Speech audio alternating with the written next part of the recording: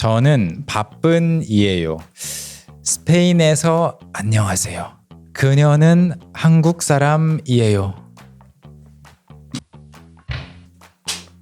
Stop making these mistakes when speaking Korean. I will introduce 12 common mistakes Korean learners often make that can be easily fixed if you understand the basic rules just a little better.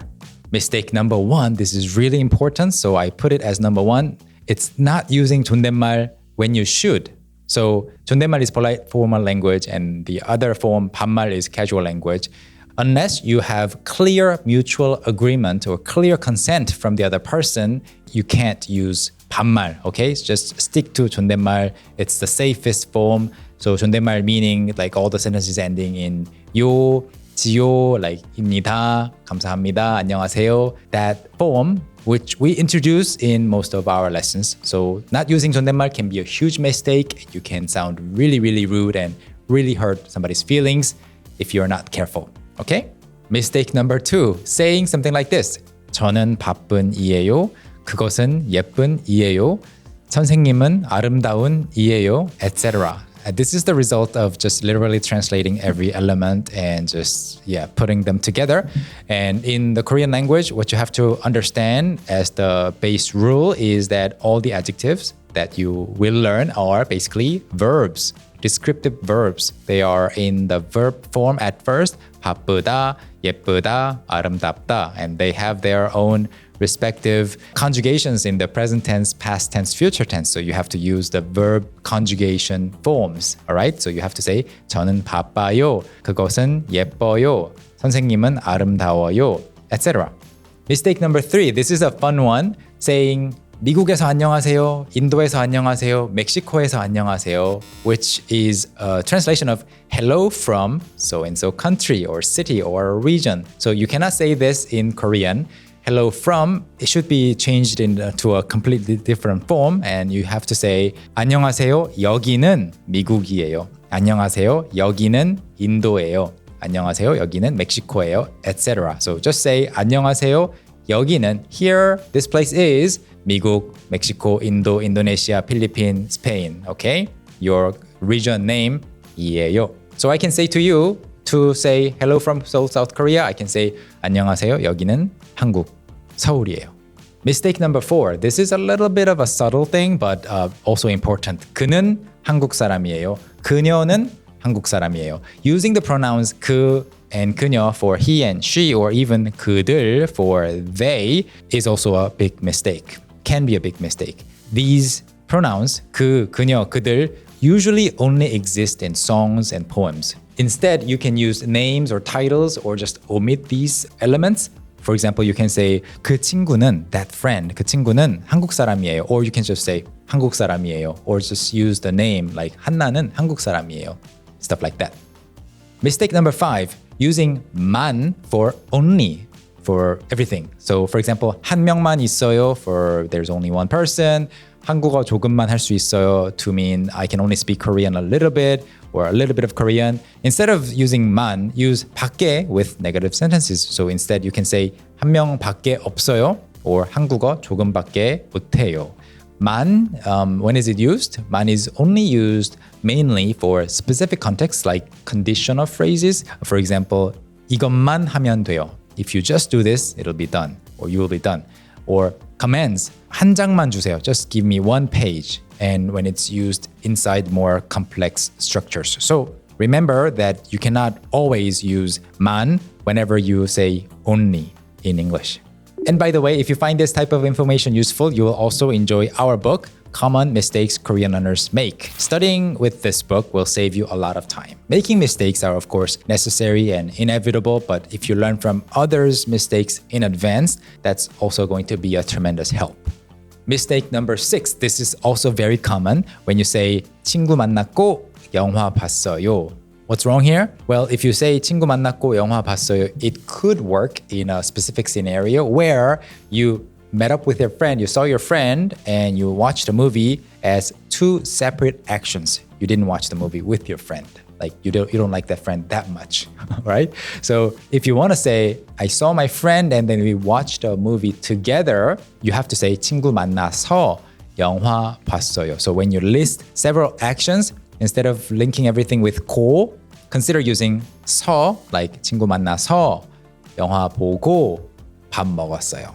Mistake number 7, you might have not expected this, but 제 엄마 or 내 엄마, to exaggerate a little bit, doesn't exist. 제 엄마, 내 엄마. I have never said 제 엄마 in my entire life. You have to say 저희 엄마 or 우리 엄마. So if you're using 존댓말, you need to say 저희 엄마 to sound more natural. And if you're using 반말, casual language, you have to say 우리 엄마. 내 엄마, 저희 엄마, in theory makes sense, but 엄마, 아빠, like usually 부모님 or 할머니, 할아버지 included, they're like kind of shared among other family members if you have siblings or even if you don't have siblings. So it's usually 우리 엄마, 우리 아빠, like 우리 집. So you say that even to a friend who doesn't share a mother with you. So 제 엄마, 내 엄마, direct translation of my mom, my mother. Consider using 저희 엄마 or 우리 엄마. Mistake number 8. 시간을 필요해요. For I need time. This is a direct translation of I need. I need is translated to 필요해요, but technically it means is necessary. So if you want to say I need time, you cannot use the object marker 시간을. 시간을 필요해요 doesn't work. It doesn't flow naturally. You have to say 시간이 필요해요 because 필요하다 means to be necessary for you, to you, and 시간 is the one that's being necessary. So 시간이 필요해요. What is necessary? Time is necessary. 시간이 필요해요. Okay, you cannot say 시간을 필요해요. Mistake number 9, this is a very, very important mistake to avoid.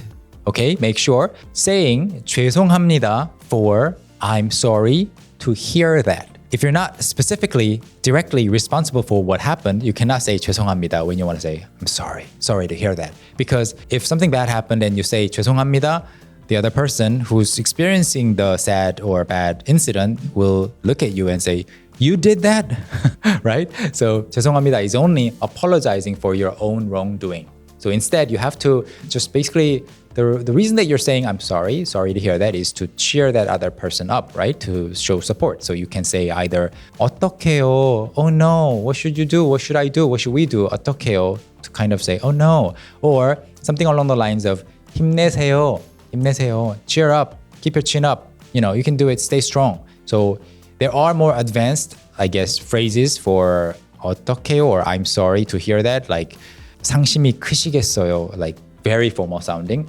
But these phrases are very tricky to figure out even for native Korean speakers. So a lot of people might not like find the right words to say. So I would suggest just saying 힘내세요 and stay far away from saying 죄송합니다 to hear I'm sorry to hear that. Number 10, 친구도 가고 싶어요. 친구도 가고 싶어요 for my friend wants to go too. In this case, what's wrong? When you want to say or when you say 하고 싶어요, 가고 싶어요, it's only about yourself or as a question about the listener. 가고 싶어요? Do you want to go? I want to go. 가고 싶어요. But if it's a third person who is not here or third person, you have to say 가고 싶어 해요. 싶다, 싶어 하다 are different but related. 싶다 is for me to want to, and 싶어 하다 is for someone else that you're talking about to want to. Okay? 친구도 가고 싶어 해요. Number 11, this is fun. 슬프지 마세요 for don't be sad. You cannot say that. 슬프지 마세요. You have to say 슬퍼하지 마세요. You cannot say imperative sentences with descriptive verbs. There are some exceptions, but for example, you cannot say don't be sad, be happy, be healthy, be strong in Korean, all right? So you have to use the active forms. Like 슬프다 is to be sad. You have to use 슬퍼하다 is to feel sad and to show the sadness. 슬퍼하다. 좋다, 좋아하다. So and so 하다 difference if you've learned it before. But here, just remember that you cannot use imperatives with descriptive verbs. Some exceptions are 행복하세요. You can say 행복하세요, mainly because people have said it many times. Be happy, stay happy, have a happy life. 건강하세요, be healthy. Even though 건강하다 is a descriptive verb, you can say that. And people also say 아프지 마세요, please don't be sick or feel better soon. 아프지 마세요. Those are some exceptions, but other than those, you cannot use a descriptive verb. In English, it would be an adjective plus be in an imperative sentence. And here's the last one. Mistake number 12. 카메라를 잊어버렸어요. I forgot my camera. It makes perfect sense in English, but in Korean, you have to say 카메라를 안 가져왔어요. I didn't bring my camera.